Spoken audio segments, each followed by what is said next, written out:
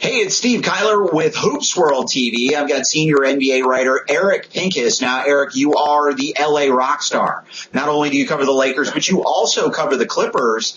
And last year, I think the Clippers, in acquiring Chris Paul, moved themselves out of maybe would-be into maybe would-be contender. This year, they're talking about they're as good as anybody in the West. Are you buying what the Clippers are selling? They're deep. I think they may be one of the deepest teams in the league. They added a lot of talent. I mean, Lamar Odom off the bench, he's better than Reggie Evans. And I know the fans love Reggie, but Lamar does a lot more. They have Jamal Crawford, who had a down year in Portland, but Portland was a mess last year. Matt Barnes, Grant Hill. They have a great combination of veterans, and they still have the athletes, Blake Griffin, Eric Bledsoe, DeAndre Jordan. So it's a neat mix of talent. They're deep. I haven't decided yet if they can get there. I don't know if they're elite. I think they're on the cusp, and there's a few things that need to happen to get there. You know, I've said the LA Clippers, and look, I like Vinny Del Negro as a guy, but as a coach, not sure Vinny Del Negro is the guy that gets them to a championship. I think the Clippers, unfortunately, are a coach away. You spend a lot of time around Vinny. One, the Clippers had the opportunity to get out of Vinny Del Negro, picked up the option to keep him. Is this more about trying to keep continuity than maybe risking going backwards with a coaching hire? Well, the way I like to look at it is that Blake Griffin extended. If he really didn't want Vinny there, I'm sure he would have been gone. Chris Paul has another year. He's not going to extend because it doesn't make business sense to extend. I think ultimately the decision will have something to do with what Chris Paul wants. Now, Vinny Del Negro may be Doc Rivers. Now, Doc had a good year in Orlando, and then it just didn't work out, and he ended up moving on. Trust me, I lived through that 20-win season. It imploded badly. Now, he was the Boston fans wanted him out. They couldn't stand him. And then suddenly he got talent, and he grew. He grew as a coach. He got great people around him. Now, is that Vinny Del Negro? I don't know. Right now, I think Vinny is a good coach. I think the players like him.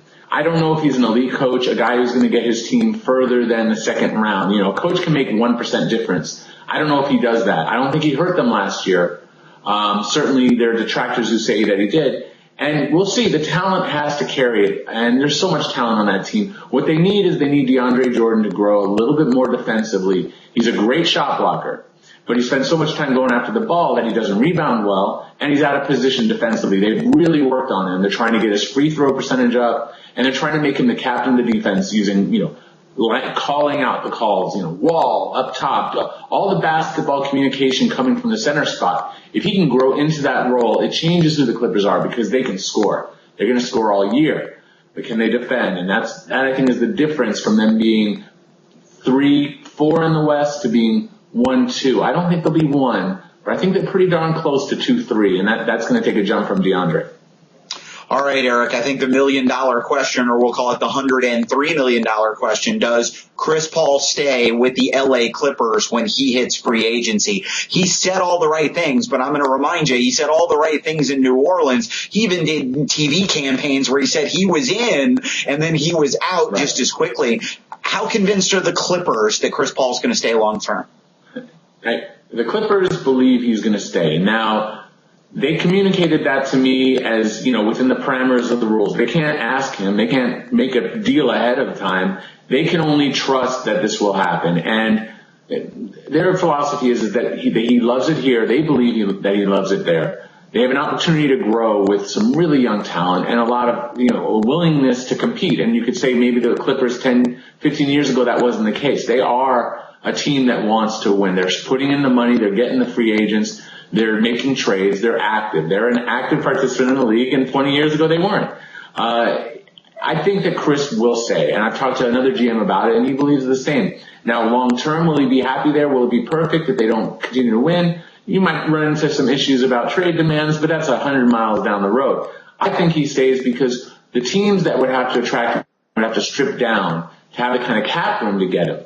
And that's hard to do, to keep your talent. It was very difficult. I know that Brooklyn was able to do it to a certain extent, where they were able to keep Darren and then add Joe, or keep Gerald and all their guys. But it's hard. A lot of teams, you have to blow it up, try to build around two guys. Very difficult under this new collective bargaining agreement. The Clippers don't have to do any of that. They can keep Chris. They got Blake for as long as possible. He's got the longest contract currently in the league, and they have young pieces. So they think he's going to stay.